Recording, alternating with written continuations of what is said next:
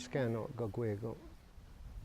Flip white ni gyaso ganyo oka agatayo ni onetago ni kanoke. I welcomed you. Yahweh scano means I'm thankful that you are well. My English name is Flip White. I'm of the Wolf Clan.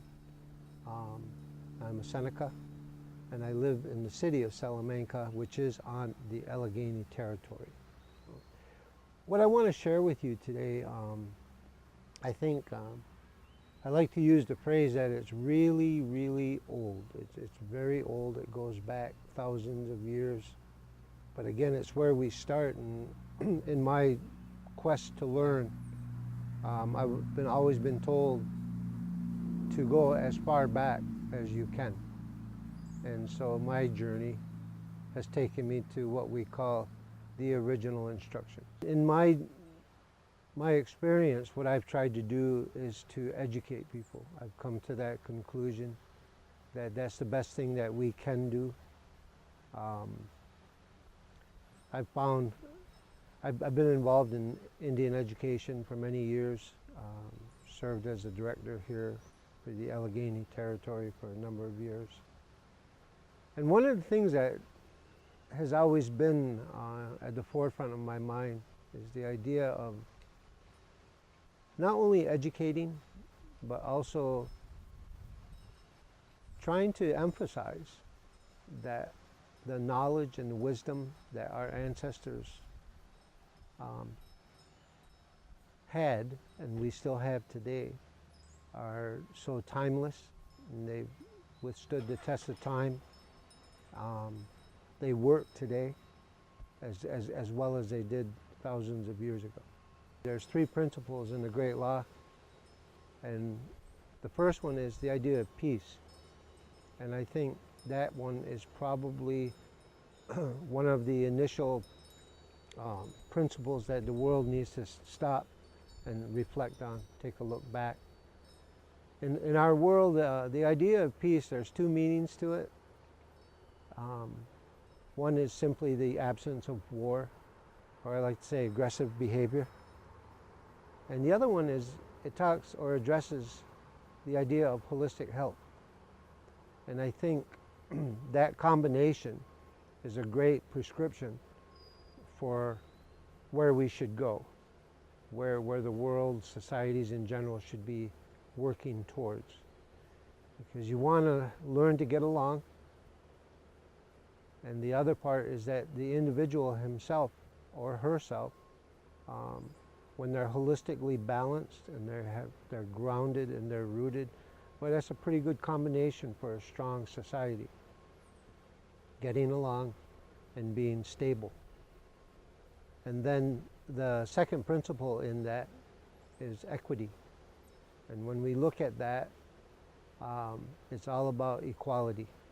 We say we're of the same height, but we recognize the idea of kindness, and we recognize that being respectful of one another, one another's ways. It's almost an appreciation for diversity and looking at the world that way.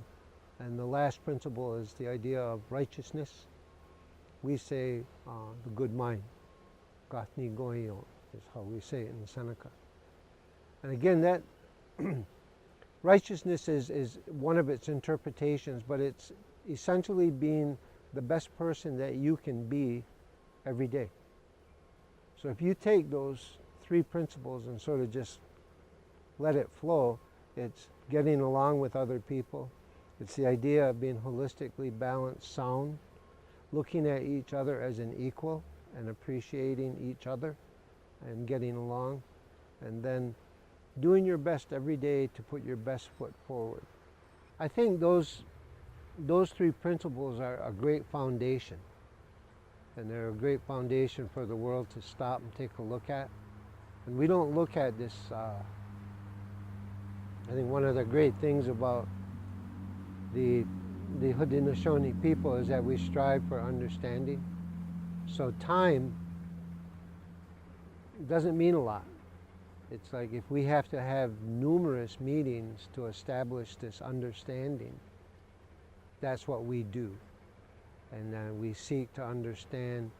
And again, what comes with that is there's a sense of respect and everything, and then there's the idea of understanding our cultures and stuff. And that's really what needs to happen, and that's education for the rest of the world. Very little is known about Indian people. There's more and more now, but like this project, it's really time for Indian country to stand up and to speak, to write, to do these types of things, because in general, if we look at the whole world, we're just a little speck in there, and then we're not, our history, for whatever reason, hasn't been included on a large scale.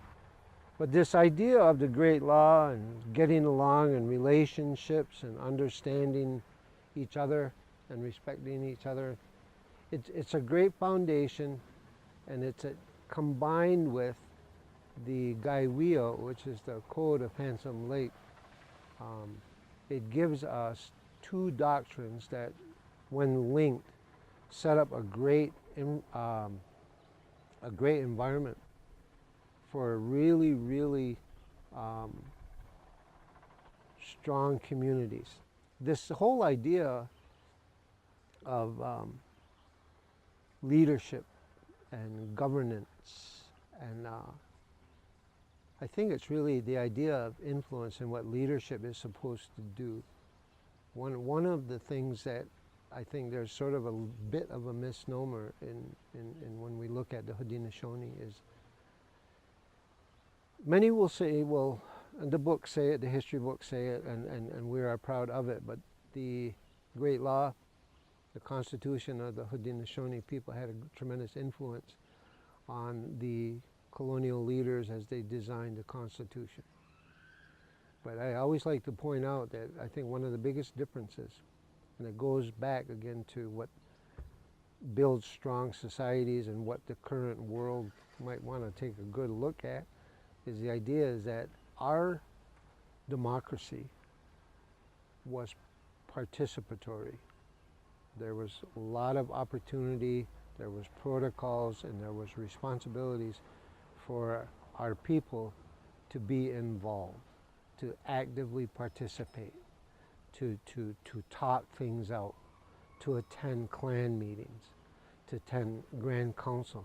But it was very important that the voices of the people be heard.